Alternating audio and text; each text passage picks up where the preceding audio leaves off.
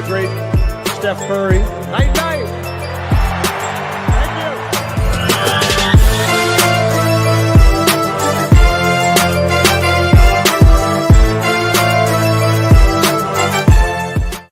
And a 90 night to 2024. Good afternoon, everybody, and welcome to the Carving It Up 2024 Year in Review show. As always, I'm Bryson Carver. It's great to be with you on this Tuesday.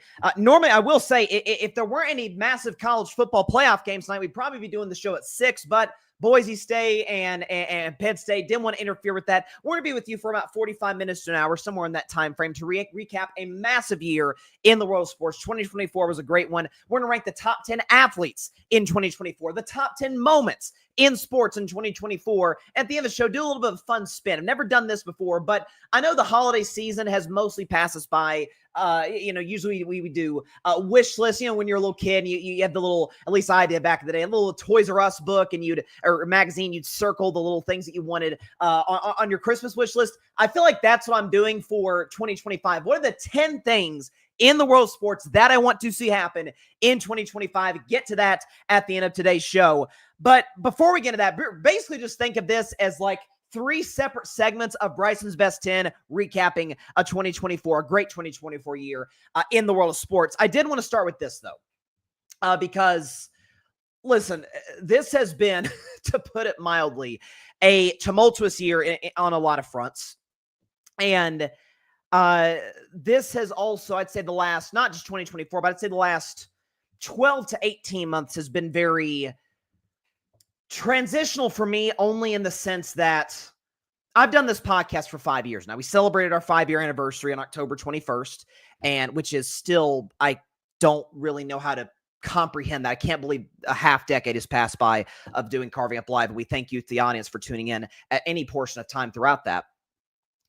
But in the last 12 to 18 months, I've kind of become very set in what I want to do with my career. I've been open at times on my show about the fact that I want to do this, what I'm doing right now, talking behind a mic in front of a camera to you all, discussing sports. I want to do this as a career. I've discussed that a number of times. And frankly, to be 100% honest, I want to be the best in the world at it. That's the ultimate goal that I want to accomplish professionally. And I understand that in order to get there, sometimes you got to take big swings. Sometimes you got to take risks. Sometimes you got to kind of put yourself out there in order to be able to put yourself in position to be successful, which is why I have this announcement. So, and this will affect the future Carving Up Live. Don't worry, we're not going anywhere. We're still doing podcast, just not as frequently, because starting in about 2 weeks, mid-January, we'll give you more details as they come, I will be enrolling in the Disney College program. I decided this a couple of months ago, went through the interview process, was able to get in. Looks like as of right now, I'm going to be working at Hollywood Studios, which I'm very excited about because that's actually my favorite park. And so I will be from about mid-January to mid to late May, depending on what happens there, I will be working at Disney World. Now, the show will continue. Carving It Up will continue. We're not just ditching it for 4 months. Are you kidding me? The NFL playoffs start around the time that I'm going to be going to Orlando. But we won't be doing as many shows, not as many live shows, but the content will keep flowing. We'll still put stuff on social media, still upload YouTube videos. The whole bit will still be active. I will be taking a step back from the 8 o'clock spot, which is the show that I host on Tuesday nights. Not this Tuesday night because it's New Year's Eve. We'll actually be back on Thursday. But in a couple of weeks, I'll be taking a step back. My man, my big-time graphics guy, Alfred Parso Jr., shout out to him, will be taking over in my place on the 8 o'clock spot. I think he's going to do a fantastic job in my absence. I can't wait to watch. I may not be able to catch a ton of live shows, but I look forward to watching it on repeat on YouTube. But this is an opportunity that I am really excited for. It's a chance to really, ingratiate myself, certainly within Disney. The opportunity just to work at the parks in and of itself is great because as friends of mine and those who watch the show from, occasionally know, I love Disney World. I mean, with all my heart. Like, it's the one thing other than my intense love of presidential history that rivals my love of sports. I love Disney World, have my entire life. And so the opportunity to work there is a dream come true. But the opportunity to potentially ingratiate myself within Disney, to build connections with folks potentially down the road at like an ESPN, for example. I mean, I'm not announcing anything in that regard because I haven't even gotten there yet. But it's going to open a lot of doors for what I want to pursue. And so, listen, I've prided myself not just on transparency, but just at least being honest with you, the audience. And if I'm in a different location, if the schedule of the show changes for 4 months, it's like, what the heck happened? Is he a criminal on the run or something? No, I promise I'm not. Going to the Disney College program, looking forward to that. And like I said, mid-January to mid-May, and dates, we'll see about that. We'll give more information as time goes on, but still be doing the show, probably about 1 show a week, depending on what my schedule looks like, what my work schedule looks like, because it is quite intensive in that regard. But we'll still be putting out content. We'll still be reacting to the NFL playoffs, college football playoffs, Super Bowl, free agency, NBA playoffs to be starting while I'm down there, NFL draft. We'll have a ton to talk about over the course of the next 4 months. But I'll be here doing the show, putting out stuff on social media. But I will not be in a couple of weeks in this studio, which I've been here for the last nearly 4 years now doing the show live. So I appreciate everybody for just listening to that. And so that's kind of the update. We'll be doing our last show from the studio, probably a pre-recorded one for Friday's show, next Friday's show. And so, very excited about the opportunity. And so I wanted to kind of give you all that heads up, because it is definitely going to be a life-altering sort of occurrence and opportunity that I cannot tell you how much I'm looking forward to it. And so, it's, listen, you get to this stage and it started to, life changes for you in certain regards. So I appreciate everybody for staying tuned for that. Got a couple of comments here. See this one from my sister Chloe. She says whoop whoop, and my dad in the comments. Shout out to my sister, shout out to my dad, and shout out to my mom for the just unconditional love, immense support. I would not. By the way, I tell the story all the time. The idea for the podcast came from my dad. The name of the podcast, the idea for the name of the podcast came from my sister, and then content stuff, the ideas from there have come from my mom. So, I mean, the Vol View was her idea. That's kind of her biggest kind of imprint on Carving Up Live, especially during the football season. So I cannot thank anybody more than I can thank my parents and my sister for their incredible support, and my cat Nealon, of course. I love that little furball. All right, so with that out of the way, let's get into a 2024 recap in the world of sports. So again, what we're going to be doing is basically a massive Bryson's Best 10 show. Now, normally, those of you who don't know, every Wednesday, I do a segment called Bryson's Best 10, where I rank my top 10 teams in the NFL. I bring back the segment occasionally. Maybe I'll do a top 10 NBA teams before the playoffs, top 10 NBA players, top 10 really anything. But we're going to be doing a big show for Bryson's Best 10 today, ranking my top 10 athletes in the hold on, I see a comment here from my guy Pushkar. Shout out to him. Bring it on. I appreciate you, my guy. But going to be ranking my top 10 athletes in the NFL, or in the NFL, in the world of sports in 2024, top 10 moments in sports in 2024, and then to finish the show on kind of a fun, lighthearted note, my top 10 things that I want to see happen in the year coming up in about 9 hours here, at least Eastern time, 2025. Very much looking forward to that. So let's get right to business. Get the background music ready to roll right now. My top 10 athletes in 2024, which happened to be an Olympic year, by the way. Olympic one here. Here we go. All right. So, starting at number 10, the 10th best athlete, in my opinion, of 2024 was Josh Allen. Josh Allen is the 10th best athlete of 2024, and here is why. So I went back and forth between Allen and Lamar, because Lamar Jackson obviously won an MVP at the start of this calendar year. I decided to give the slight edge to Josh because I think he's putting himself in a position to get the MVP to start next year. And I really, really give Josh Allen a ton of credit in this regard, because it's impossible not to acknowledge his God-gifted ability. The arm strength, probably the best in the league. The mobility, the playmaking abilities that Josh Allen has on a day-to-day basis every Sunday for the Buffalo Bills has changed the franchise, turned them into a perennial contender.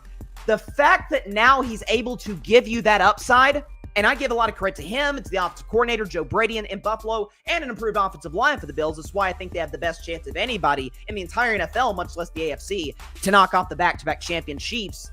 The fact that he's still able to give the upside, and now he's basically cut out all the reckless mistakes, whether they be interceptions, whether they be fumbles, whether they be, I'm fine with the occasional hurdle from Josh Allen, but hurdling a guy 10 yards short of the first down when he's about to get gang tackled on third and a mile.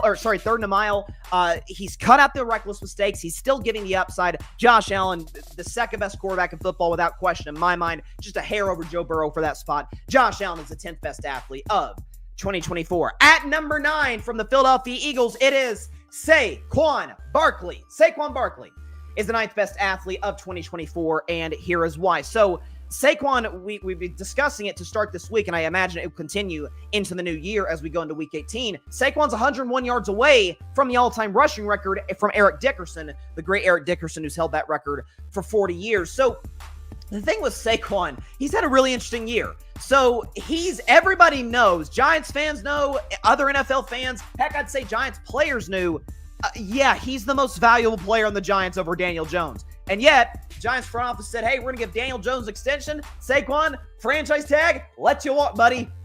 It's like, well, what are we doing? So this guy says, okay, Philadelphia's got one of the best O-lines. Philadelphia's a great running team. Jalen Hurts is a threat. I'm going to go there, have a chance to compete for a championship. And not only is he being an impact player for their team, he's in the MVP discussion and is, by the way, people trying to take credit away from him for going after Eric Dickerson's record in the sense that he had an extra game relative to Eric Dickerson. I would simply say this. He's 34 carries behind where Eric Dickerson finished that season. I don't think it's going to take Saquon 34 carries to get 101 yards. So if the Eagles give him the opportunity to break that record, which I think they should, I think he will. He's had a remarkable season, and I think he should warrant some consideration for MVP in 2024, as should Josh Allen, Joe Burrow. It's a loaded race this year, there's no question about it. Saquon Barkley is the 9th best athlete of 2024. At number 8, my man from the Golden State Warriors, it is Steph Curry. Steph Curry, the 8th best athlete of 2024, and here is why. So in the NBA, relative to Steph's previous accomplishments, be they three-point titles, MVPs, championships, finals MVPs, this wasn't quite to that level, at least in the NBA realm for Steph Curry, although he did win in this year Clutch Player of the Year, which he was more than deserving of. He was by a mile the most clutch player in the regular season. Last year, Warriors are 500, shocker. You'll see something I have to say about the Warriors later in this show that relates to the new year. But what puts Steph Curry at number 8 is, simply put, when the Team USA, which had more pressure on them than any team in Team USA history, you got to get that gold. You got to win 5th straight gold for the United States of America against the greatest competition we have faced since we started putting NBA players on Team USA. Steph Curry was quiet as a mouse throughout the vast majority of the Olympics until it mattered most. Torched. Okay, Nikola Jokic's Serbian team in the semifinal, and then in the final round, the gold medal game against France, led by Victor Wembanyama.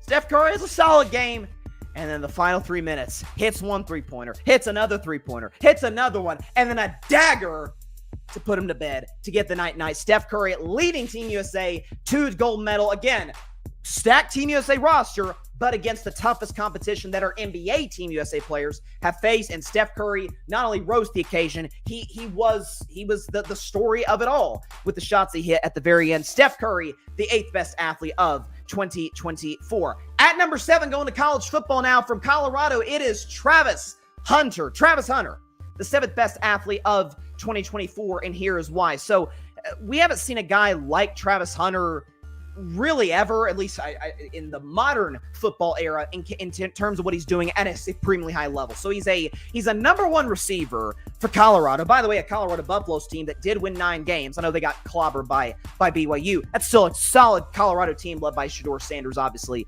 and Travis Hunter with Deion Sanders as the head coach. But it's amazing.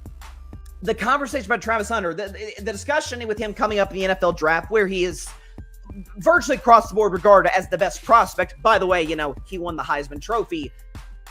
Is he a top 10 receiver in the draft? Yeah, he's probably not going to play that because he is the best corner in the draft. So he can shut down your number 1 receiver and then torch the other team's number 1 corner. We haven't seen a guy like him. The only cross-sport example is Shohei Ohtani, which is a different sport. We haven't seen anything like Shohei either. But I think Travis Hunter is going to crush it at the next level. He's a freakish athlete. I can't even imagine the conditioning this kid has. And he's going to, I think, crush at the next level in the NFL. I thought, with respect to Ashton Jeanty, deserving Heisman winner, shout out Travis Hunter, the 7th best athlete of 2024. At number 6, making her return to the list, she tends to be on this list each and every year, it is Simone Biles, the greatest gymnast of all time, Simone Biles, is at number 6 on the top 10 athletes, my top 10 athletes of 2024, and here's why. She just became the most decorated gymnast in United States history, in Olympic history, and you can make a case she's one of our greatest Olympians in the history of the United States of America. Coming back, there was so much unwarranted criticism after what happened in the 2020 Olympics that were obviously happened in 2021 due to COVID. She comes back, leads Team USA to multiple golds, ends up winning multiple golds herself, represented the United States of America in as exemplary a fashion as possible with her performance, with her character, with her approach. And listen, I don't know if she's coming back for 2028. I mean, it is going to be held on American soil in Los Angeles. I don't know if she's going to decide to come back. We still got a while to determine that. But this is one of the greatest living American athletes that we have. And listen, it doesn't matter if any other sport is down. You know Simone Biles is going to show up every 4 years and perform at a supremely high level at the Olympics. She's the GOAT. She's the greatest gymnast of all time. She's the most decorated gymnast in Olympic history, and Simone Biles is the 6th best athlete of 2024. At number 5, it is a World Series champion for the Los Angeles Dodgers, Freddie Freeman. Freddie Freeman, the 5th best athlete of 2024, and here's why. So, spoiler alert, his home run is on the top 10 moments of the year, but you talk about just the year that this guy had. So there was some health troubles with this child that he has stepped away from the Dodgers to attend to. Freddie Freeman has always been regarded as one of the class act good guys, not just in Major League Baseball, but in sports in general. Freddie Freeman is just a fantastic A++ human being. And the fact that he's able to come back, he's dealt with injuries, by the way, at the end of the regular season. It made me concerned about, hey, can the Dodgers go on a long run due to the injuries to Freeman and others? He comes back, is solid in the first 2 rounds, but makes his mark in the Fall Classic. 4 consecutive games to start the World Series with a home run, including an iconic all-time World Series moment will never be forgotten. A walk-off grand slam, the first walk-off grand slam in the history of the World Series to win Game 1, Kirk Gibson style, and then he ends up winning World Series MVP after the Dodgers' incredible comeback in Game 5. More than deserving. Listen, the Dodgers are as stacked as ever, ready to go potentially back-to-back. No team has done that in Major League Baseball in the 21st century, win 2 consecutive titles. He's one of the key players to them potentially doing that. Freddie Freeman, shout out to him, class act, first ballot Hall of Famer, no doubt. He is the 5th best athlete of 2024, and his teammate is a spot above him. At number 4, it is Shohei Ohtani. Shohei is the 4th best athlete of 2024, and here's why. So he was actually number 1 on the last list last year, just given what he did over the course of the year, winning another MVP. But you're talking about a guy wins MVP in the National League, comes to the Dodgers, sky-high expectations. By the way, the guy hasn't pitched yet, and you know what he does? Has one of the greatest individual seasons in the history of the sport, a 50-50 season, which has never been done in professional baseball history. 50-plus home runs, 50-plus steals. A guy like that, he's an alien. I've called LeBron James a cyborg before. I'm like, what he's doing at this age, by the way, a late happy birthday to LeBron. What he's doing at this age doesn't make sense. I think Shohei Ohtani was built in a lab. Okay, he's an ace pitcher, he's a power hitter, and he runs for he's one of the best base runners in Major League Baseball. It doesn't make sense. It's like a little less of Ellie De La Cruz, slightly less of Aaron Judge, and slightly less of I don't know, Paul Skeens or something. I mean, he's unbelievable. Wait till he pitches next year for the Dodgers. And by the way, year 1, he gets a World Series title with the LA Dodgers. Had an all-time great run with runners in scoring position in the NLCS. Shohei Ohtani is the 4th best athlete of 2024. At number 3, it is another Olympian. It is Katie Ledecky. Katie Ledecky is the 3rd greatest athlete of 2024, and here is why. So, by the way, I will say this. She wrote a great book, a memoir this year. Highly recommend everybody out there go out and read it. But she became the most decorated American female Olympian in history. I mistakenly, by the way, said Simone was the most decorated female in Olympian history. Most decorated woman in the history of United States gymnastics, in Olympic gymnastics. Katie Ledecky, most decorated female athlete in the history of the Olympics. This is a woman who started her first Olympics in London 2012 at the age of 15. Okay, she comes back. She's been one of the most dominant athletes we've seen. To me, if there's one image that I can think of when I think Katie Ledecky, it is the multiple finishes she's had on some of the individual races where she's at the finish line and no one else is within the frame of where they're showing the pool. She's one of the all-time great talents, in the history of swimming. Shout out to her. She might as well be the female Michael Phelps, for all I'm concerned. And I think Phelps is the greatest athlete in America in the last 25 years. Katie Ledecky, shout out to her. Once again, her, Simone, Alona Mar, the Team USA women's basketball team, they won like 60% of our gold medals. Shout out to them. Katie Ledecky is the third best athlete of 2024. At number 2, did any athlete make as big of a splash in 2024 as this woman did? It is Caitlin Clark. Caitlin Clark is the second best athlete of 2024, and here is why. So gets Iowa. Not exactly making them out to be scrubs, but Iowa isn't UConn, isn't South Carolina, isn't my Tennessee Volunteers led by the late, great Pat Summitt. It's not like an all-time blue blood college basketball program. Gets Iowa back to the national championship in 2024. Yeah, they fall short, but South Carolina, I don't know if you heard, didn't lose a game last year. But she also became the all-time leader in the history of women's college scoring of all-time women's scorer in the history of college basketball. And in the final game of the year of the regular season against Ohio State, passed the late, great Pistol Pete Maravich as the all-time leader in the history of college basketball scoring. Shout out to her. Then comes of a WNBA, wins Rookie of the Year. It has an unreal season. There was a lot of controversies related to her. Should she be on the Olympic team? All these different things. There were some saying that she might be the MVP of the league. I thought it was Asia Wilson, but still it shows the impact that Caitlin had. She has transformed. She has led, at least, the conversation transforming how we view women's college basketball. The WNBA experienced higher ratings than ever, higher attendance than ever. She was the spearhead that kind of got us there. Shout out to Caitlin. She is set up for a long and successful career with championships, MVPs, etc. in the WNBA. She's had an unbelievable season. By the way, her game is awesome to watch. She is the thing that I love about Caitlin the most is we've been debating, okay, Steph Curry's getting up there in age. Who's going to take the mantle from him? Who's going to play the game like Steph and then elevate it? It wasn't Damian Lillard. It wasn't Trae Young. It was a woman. It was Caitlin Clark from Iowa, now to the Indiana Fever, who's transformed the conversation and the game itself. Shout out Caitlin. She is the second best athlete of 2024. And at number 1 of the Kansas City Chiefs, it is Patrick Mahomes. Patrick Mahomes is the best athlete of 2024, and here is why. So let's see. Chiefs are defending their title coming into the postseason to start this year. They're playing the Miami Dolphins, which they were slight favorites against in cold weather. Didn't get that. Knocked off the 11-win Dolphins. Underdog the next week against the 11-win Josh Allen-led Bills. Beat them. The next week, underdogs against the 13-win Baltimore Ravens team. Beat them. Underdogs in the Super Bowl against what I viewed as the best roster in the NFL, the San Francisco 49ers, and he beat them too. And in the course of those 4 games, he threw 1 interception. And I believe with a third Super Bowl MVP, 2 regular season MVPs in his career, I think at this point he has absolutely cemented himself as that number 2 guy behind the GOAT himself, Tom Brady. He's got a ways to go to get into Tom's ballpark, but I think he passed Peyton Manning, who I love, go Vols, and he passed the great Joe Montana, who 25 years ago was the GOAT. What this guy can do with his arm, with his legs, the arm streak, the clutch gene, the leadership qualities. And oh, by the way, in what was a down season for Mahomes, yeah, he led the Chiefs to a 15-1 record, facing a stacked AFC on the road to get there.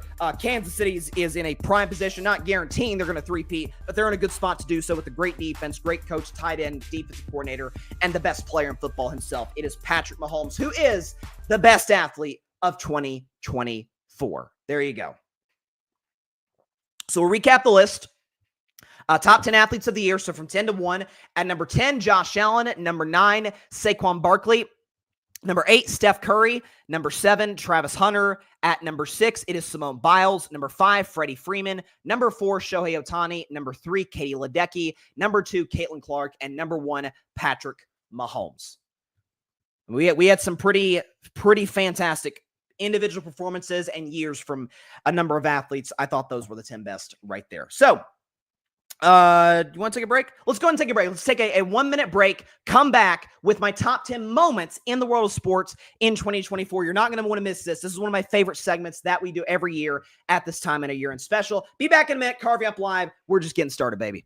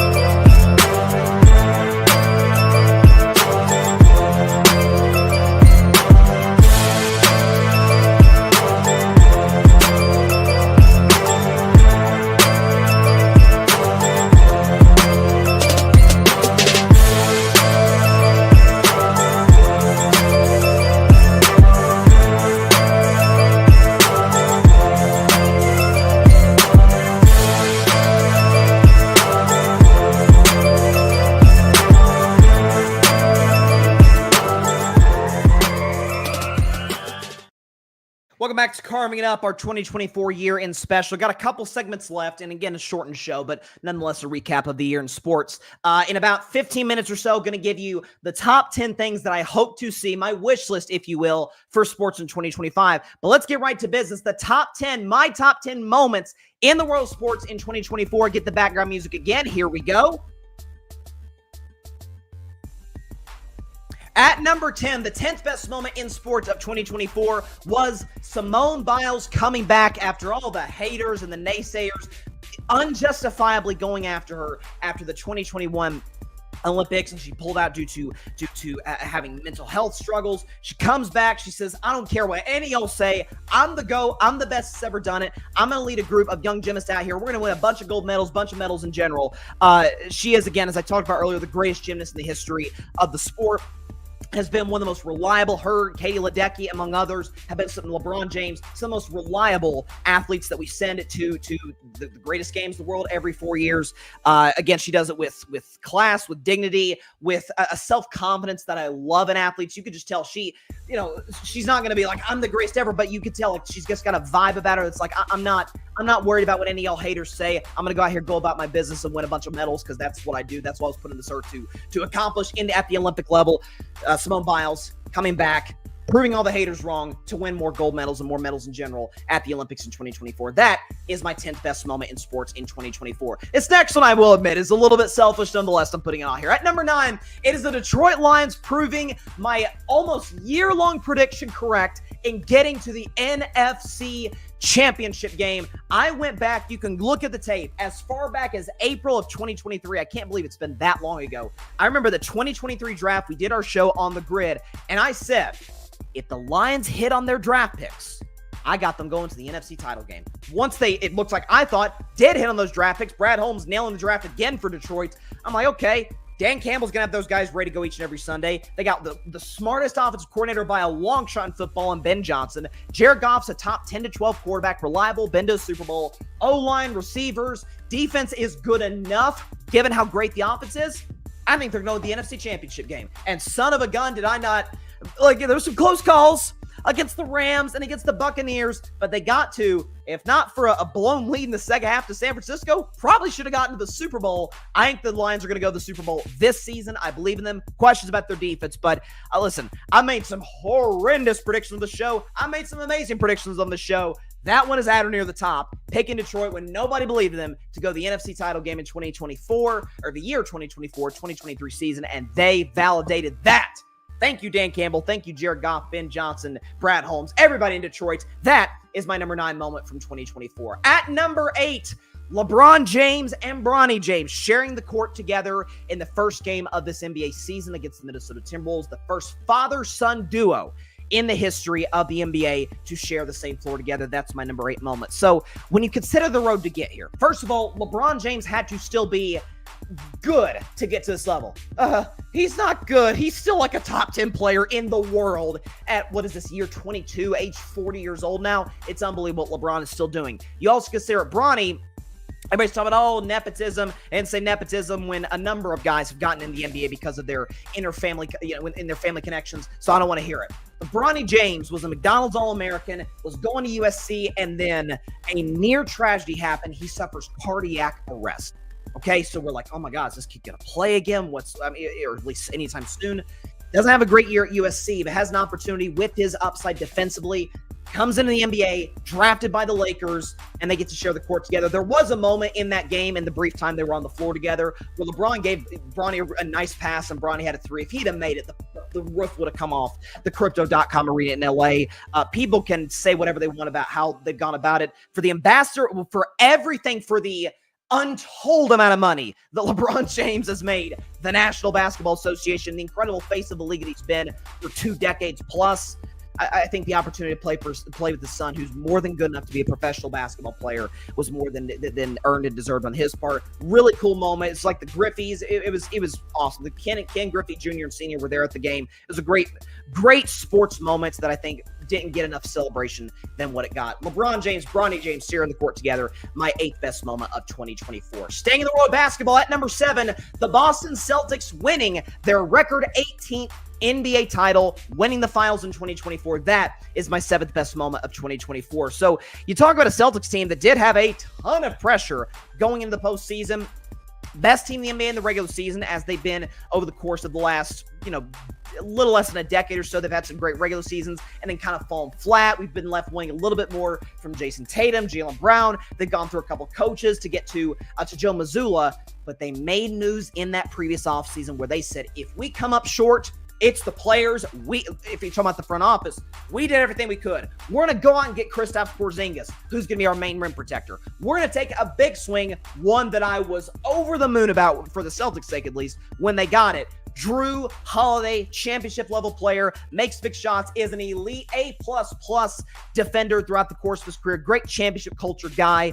Jason Tatum, not the greatest statistical finals, but impacted the game in every other regard other than scoring. Jaylen Brown wins finals MVP. This team rolled through the playoff. Gentlemen swept the first round against Miami. Gentlemen swept Cleveland in the second round. Swept the Indiana Pacers in the conference finals. Gentlemen swept the Dallas Mavericks in the NBA finals. And what I thought, I actually picked Dallas. Thought that'd be a good series. Far from it. Boston blew the Mavericks off the floor for 5 games. It seems poised to potentially repeat in 2025. They've got all the pieces to do it. Coaching staff, roster depth. Boston, congrats to them. Record-breaking 18th NBA title. That is my 7th best moment in sports in 2024. At number 6, another title-winning team. It is the Michigan Wolverines, breaking basically almost 3-decade championship drought, bringing a national title to Ann Arbor. That is my number 6 moment of 2024. It's at number 6 as high as it is because I am an unapologetic Jim Harbaugh fan. I've always, this guy's taken so much crap from the media, from so many fans over the years. Here's what I know about Jim Harbaugh. Literally everywhere he goes, he wins, and he wins instantly. San Diego State. Stanford was in the gutter when Jim Harbaugh takes over. A few years later, they're in a BCS game. Winning 10, 11 games. Andrew Luck's a Heisman Trophy candidate. Crushes it at Stanford. Goes to the 49ers, NFC title game 3 years in a row, and a Super Bowl appearance. They fire him after one bad year because he didn't get along with the terrible GM. Ends up at Michigan. Long drought. The big expectations. Gets to some college football playoffs, come up short, and then finally breaks through with a 15-0 undefeated season. Beat Ohio State. Won the Big Ten title game. Beat Alabama, and then beat a really talented Washington Huskies team to win the national title. They did it with defense. They did it with a running game. Again, it's to be in the era that we're in. I've always said, particularly more about the NFL than college football, but that it's a quarterback's league. It's a quarterback sport nowadays. The fact that Michigan was able to do it, no shade to J.J. McCarthy, but basically we're going to run it with Blake Corum. We're going to have a great O-line. We're going to beat you up defensively, and we're going to go 15-0, and we're going to win the Natty. And then Jim Harbaugh bolts for the NFL, and guess what? Wins instantly with the Los Angeles Chargers. What he's done with this Wolverine squad was remarkable. Michigan winning the national championship, my number 6 moment of 2024. At number 5, I briefly mentioned it on the top 10 athletes, Shohei Ohtani becoming the first player in Major League Baseball history to have a 50-50 season. 50-plus homers, 50-plus steals. Again, he's one of the most... You can't... At any point in our lives, I don't think we ever thought we'd see anything like Shohei Ohtani.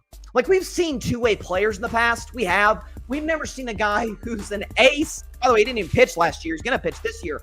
An ace, a power hitter, and an elite base runner who can, lead up the top of the lineup.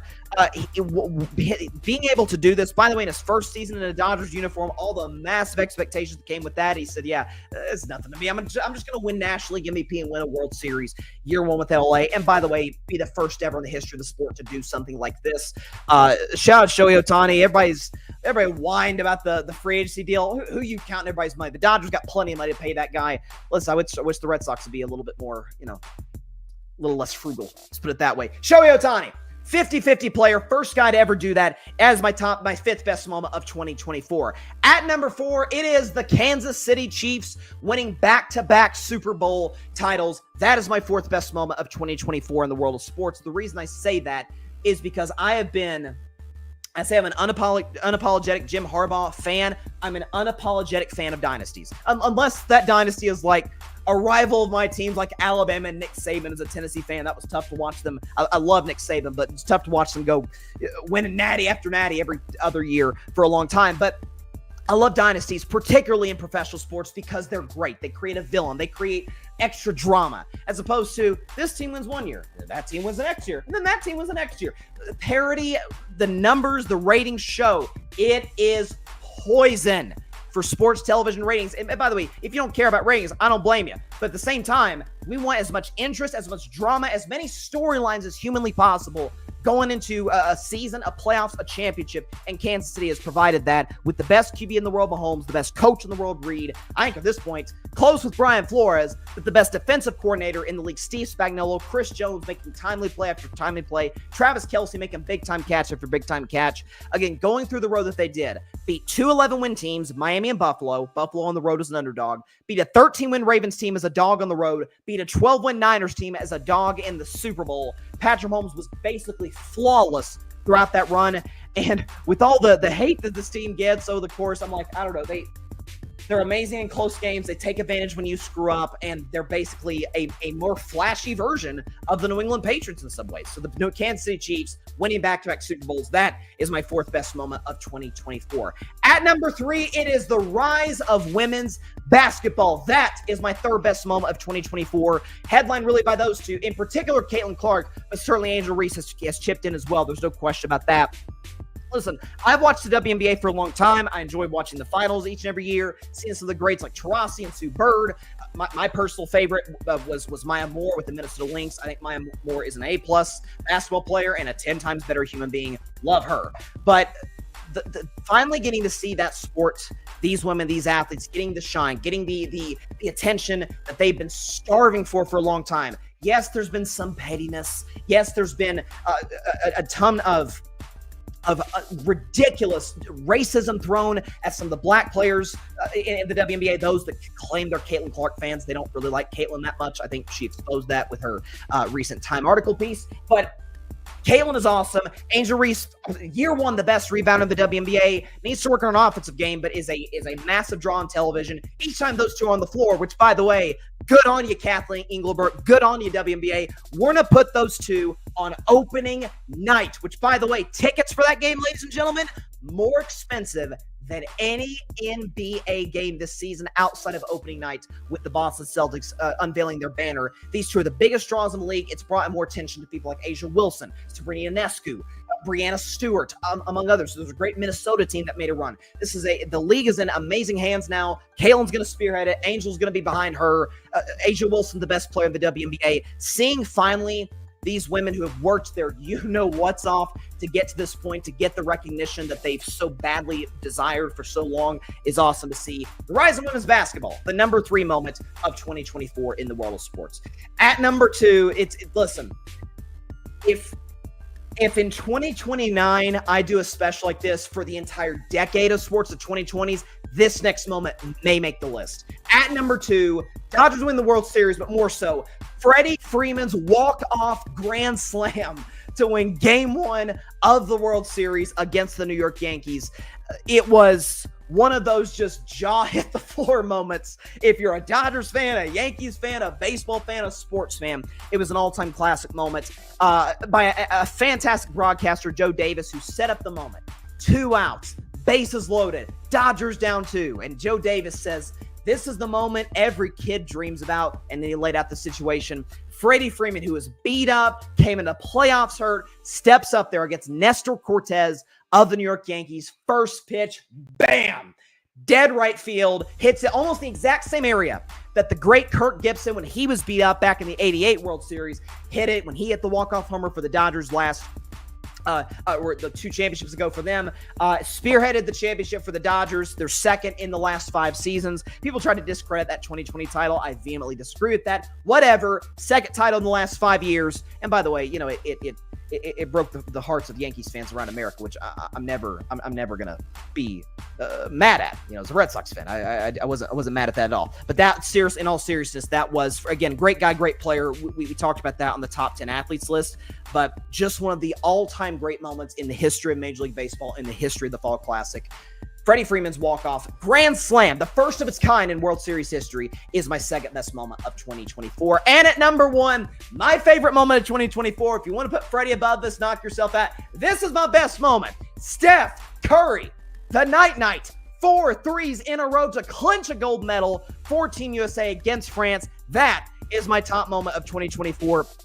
So, by the way, the stakes for Steph were higher than for any player on Team USA. I mean, LeBron James has won gold. Kevin Durant might be our greatest, or at least our most accomplished Olympic basketball player of all time. In the men's circuit, Jason Tatum's won a gold. A bunch of guys on the team have won gold medals. Anthony Davis, Steph Curry's never competed in Olympics. This is probably going to be his only Olympics he'll ever play in ever. And he kind of wasn't rising the moment for the vast majority of the Olympics. But then he drops a almost 40-burger against Serbia in the semifinal, including hitting the go-ahead three. And then when France looks like, oh my gosh, the Olympics are in Paris, the home team's going to come back and upset Team USA and claim gold, Steph Curry said, no. Let's calm down. Let's take a deep breath. I'm just going to hit 4 consecutive threes, a little jab step three, I think he hit a step back three at one point, then he hit a little pump fake three, and then hits a falling out of bounds to his right with like 17 Frenchmen jumping at him, and he hits a three to basically put the entire country of France night and get Team USA their 5th consecutive gold medal in men's basketball. Listen, we've waxed poetic about Steph. Certainly I have, as a Warriors fan, as a Steph Curry guy. He literally made me fall in love with the game of basketball, for crying out loud. Greatest shooter ever, is like a title away, I think, for me, the greatest point guard ever. What he's accomplished, the Warriors were a dead franchise before he joined, and he's elevated it to not only a dynasty, but the most profitable sports organization that we got right now, other than the Dallas Cowboys. So shout out to Steph Curry, rising the moment, hitting those shots, his 4 consecutive threes, and putting the entire country to France night in the Olympics in the gold medal game is my top moment of 2024. Let's go back over the list before we get to our final segment. So at number 10, Simone Biles coming back, defying the haters and naysayers, winning a bunch of golds and a bunch of medals in the Olympics. That's number 10. Number 9, the Detroit Lions validating my prediction that they go to the NFC title game. At number 8, LeBron James and Bronny James sharing the same court together in the first game of the season. Number 7, the Boston Celtics winning their record 18th NBA title. Number 6, the Michigan Wolverines breaking their long title drought and winning the national championship in Jim Harbaugh's last year. Number 5, Shohei Ohtani's historic, all-time, never been done before 50-50 season. Number 4, the Kansas City Chiefs winning back-to-back Super Bowls. Number 3, the rise in women's basketball. Number 2, Freddie Freeman's walk-off home run to win Game 1 of the World Series. And then number 1, Steph Curry putting the entire country of France night and winning gold medal for Team USA. All right. Take one more break, take about a minute, be back for my top 10 things that I want to see happen in sports in 2025. You're definitely going to want to stay tuned for this before we get out of here. Be back in a minute on Carving It Up.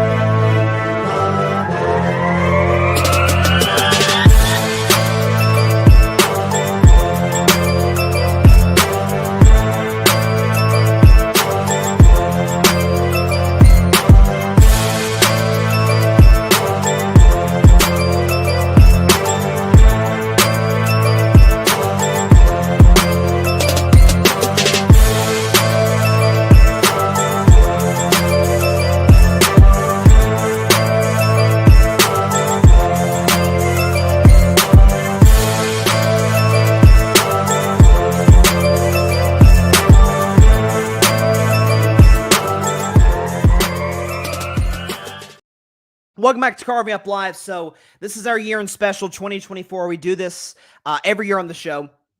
Top 10 moments in sports, top 10 athletes. We're introducing a brand new segment, my top 10 things, like a wish list, if you will, that I want to see happen in sports in 2025. Very excited about that. Let's get right to it. Get the background music going. Here we go. At number 10, the 10th biggest thing that I want to see happen in 2024 in the world of sports is for my Pittsburgh Steelers to draft a quarterback. Now, it doesn't have to be in the first round because, frankly, outside of Shedeur Sanders and Cam Ward, I don't think there's anybody worth taking in the first round of this draft. The quarterback position, the 2026 draft should be much stronger in terms of the quarterback prospects. And the Steelers, obviously, for as much as we've kind of been on a downturn lately, will certainly not draft high enough unless we trade up to get one of those two guys. But a guy maybe like a Riley Leonard out of Notre Dame, if he's available second, third round, wouldn't mind if the Steelers took him. The Steelers have tried a bunch of guys at quarterback, an old Big Ben.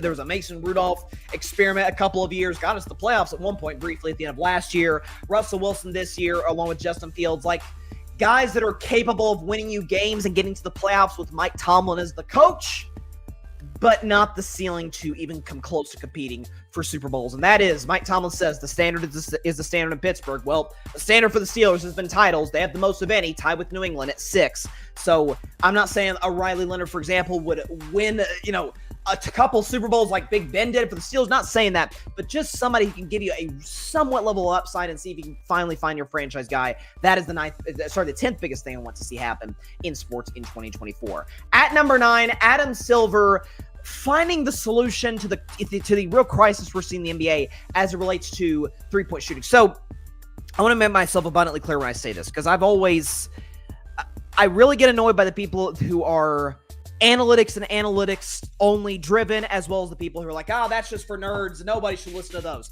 Both, I think, are ridiculous opinions. You should absolutely 100% use analytics.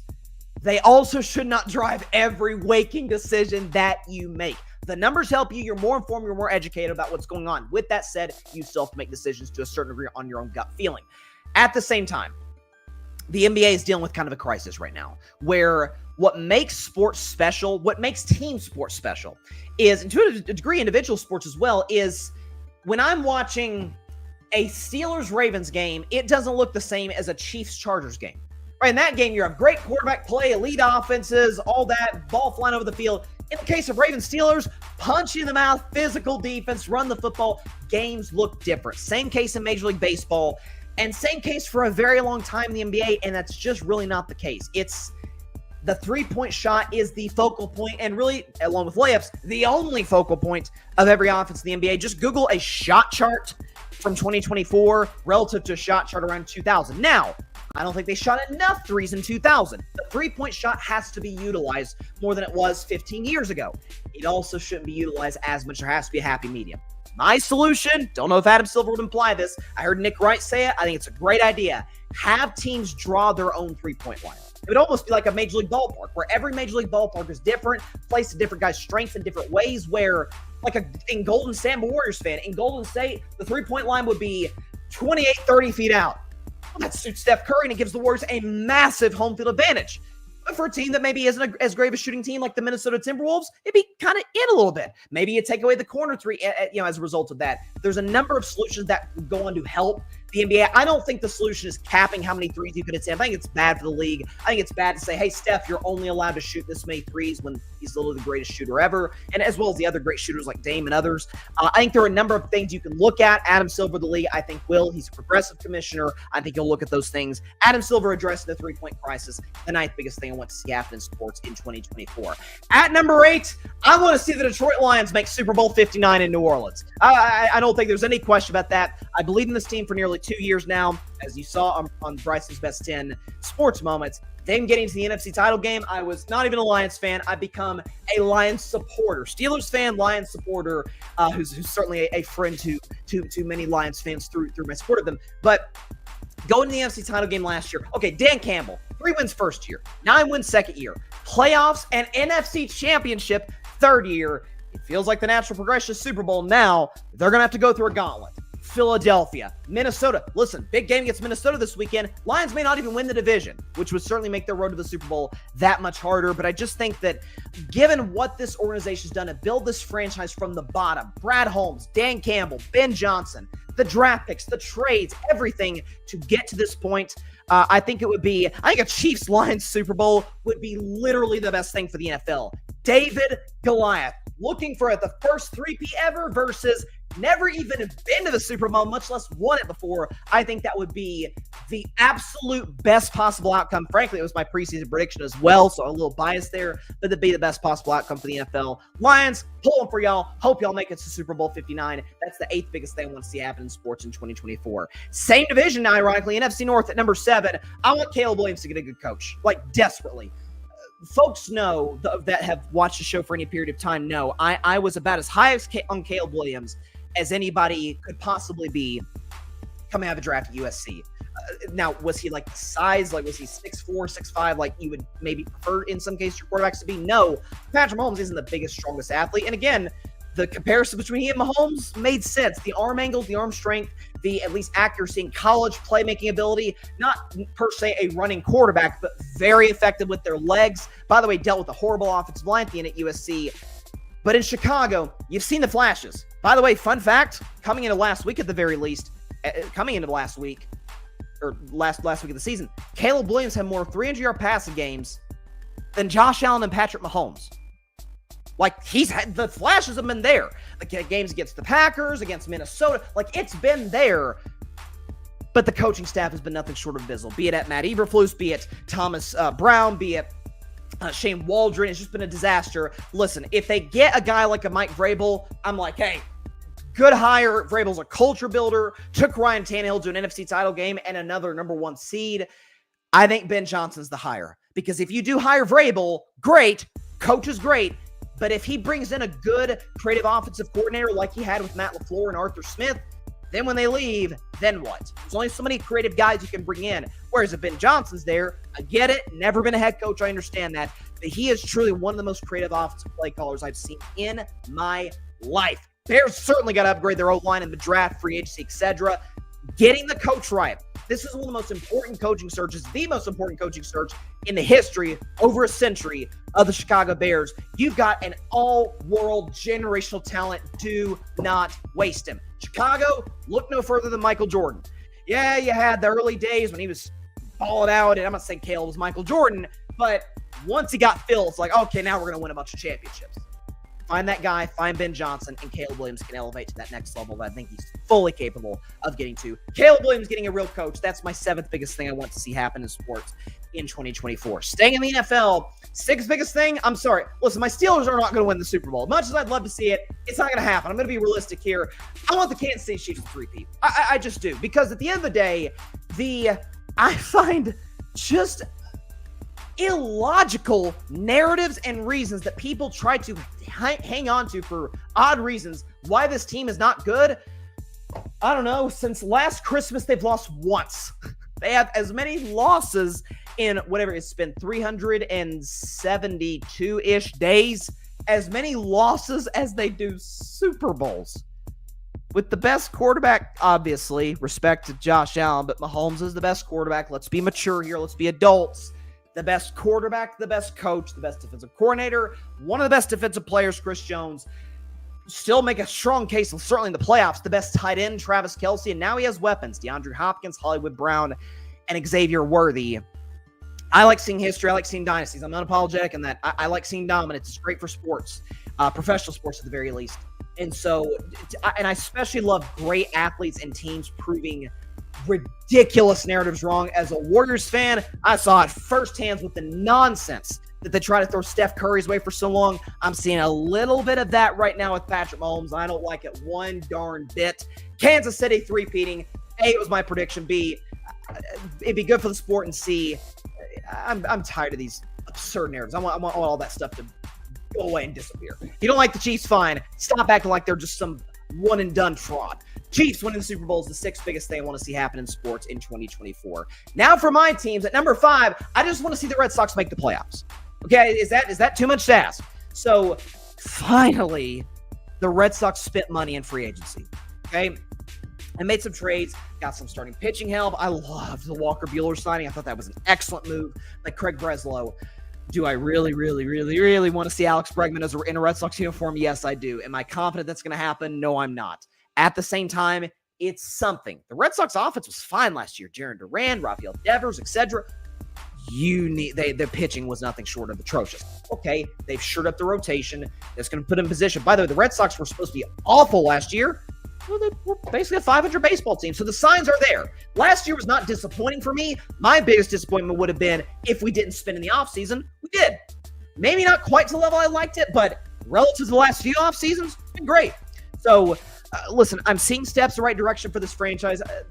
There were no World Series expectations, although the AL is kind of wide open this year, so we'll see. But they should be. With this pitching staff, one of the 6 best teams in the American League, 6 best records in the American League to go to the playoffs in 2025. Hope that's the case for the Boston Red Sox. At number 4, listen, I know I said it's unrealistic, certain things that I want to happen. With that said, leaving out the tiniest chance that this could happen. And I've been wanting this for a long time. Put it up there.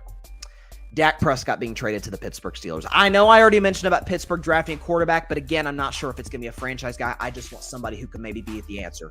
Here's what I do know. Dak Prescott would 100,000% be the answer for the Pittsburgh Steelers. The guy has dealt with chaos, instability, and dysfunction for a decade.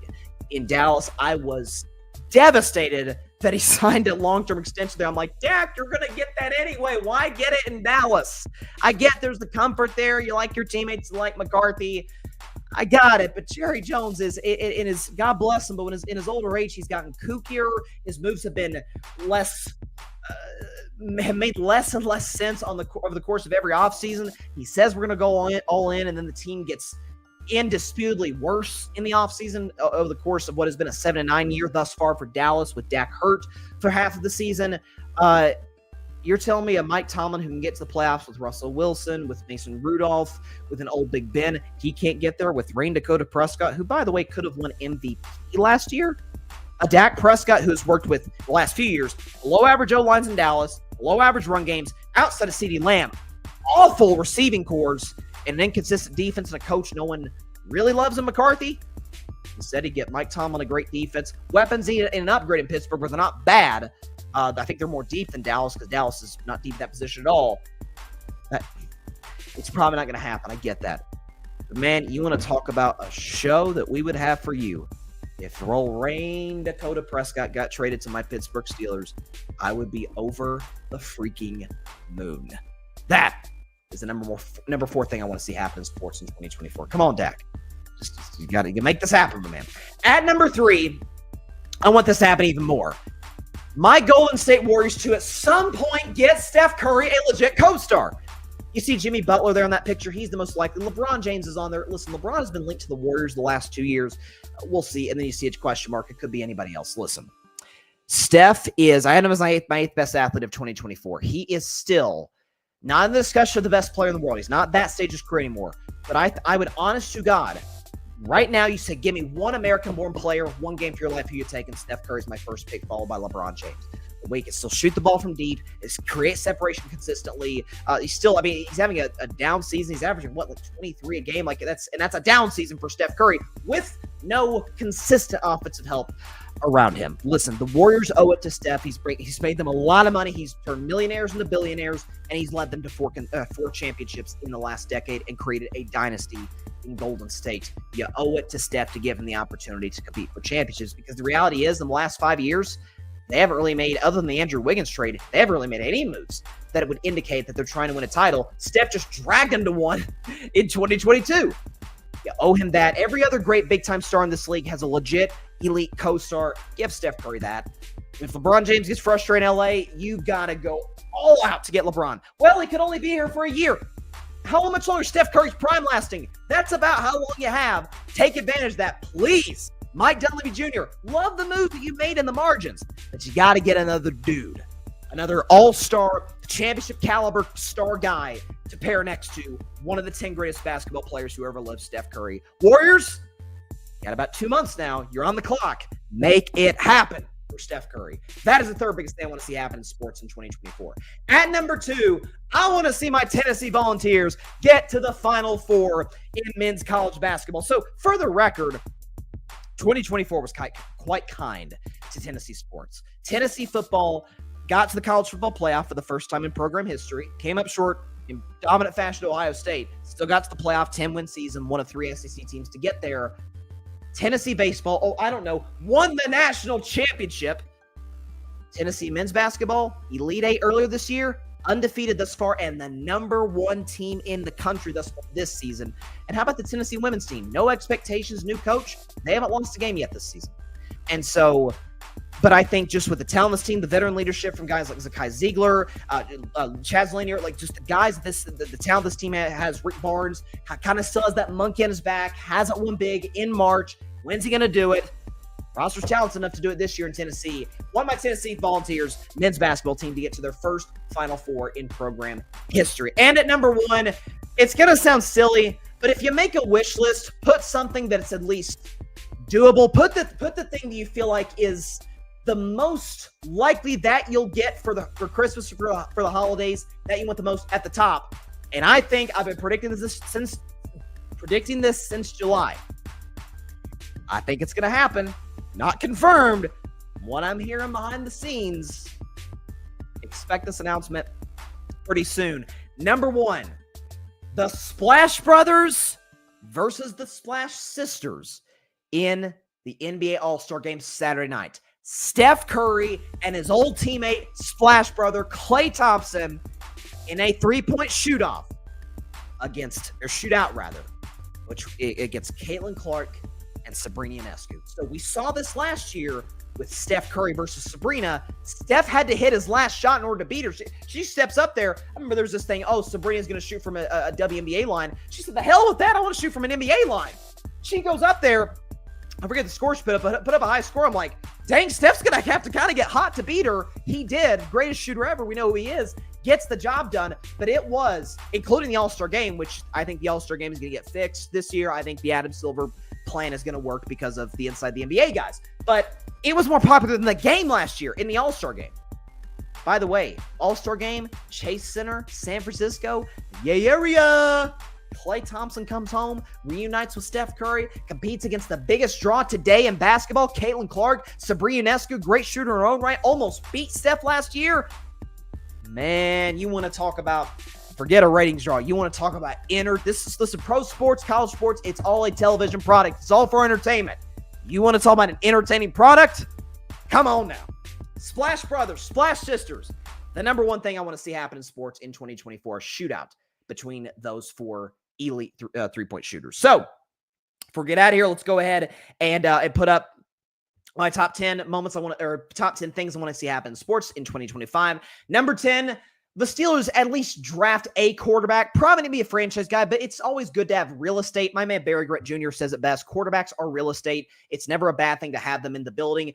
Number 10. Number 9, Adam Silver solving the NBA's 3-point crisis. Number 8, the Detroit Lions making the Super Bowl. Number 7, Caleb Williams getting a legitimate NFL head coach. Number 6, the Kansas City Chiefs three-peating. I'm a Steelers fan, but I root for dynasties and I root for my picks. So there you go. Number 5, my Red Sox making the Major League Baseball postseason. Number 4, pipe dream. I get it. My favorite quarterback, Dak Prescott, getting traded or asking for a trade to my favorite team, the Pittsburgh Steelers. We're Super Bowl contenders instantly if that happens. Number 3, my Warriors, please get a co-star for Steph Curry, Jimmy Butler, LeBron James, etc. Get a legit co-star for Steph. Number 2, my Tennessee Volunteers getting to the Final Four in men's basketball. And number 1, Steph Curry and Klay Thompson versus Caitlin Clark and Sabrina Ionescu in a 3-point shootout at the All-Star game. How good would that be?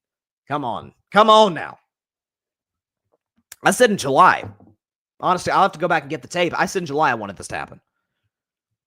What I'm hearing, sources, what I'm hearing, it very well may come together.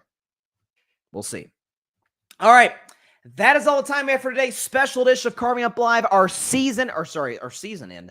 year-end special 2024 year in review in the world of sports. We thank you to everybody for tuning in this afternoon to our show. Hope everybody has a great, safe, and happy new year. 2025 is going to be the best year yet. Go in with that championship mindset. Go out, crush it. Whatever is holding you back, if it's within your control, man, get that you-know-what out your way and go for it. I don't want to sound like a David Goggins or somebody, but man, just get that ish out the way and go for it in 2025. Can't wait to see what everybody does out there.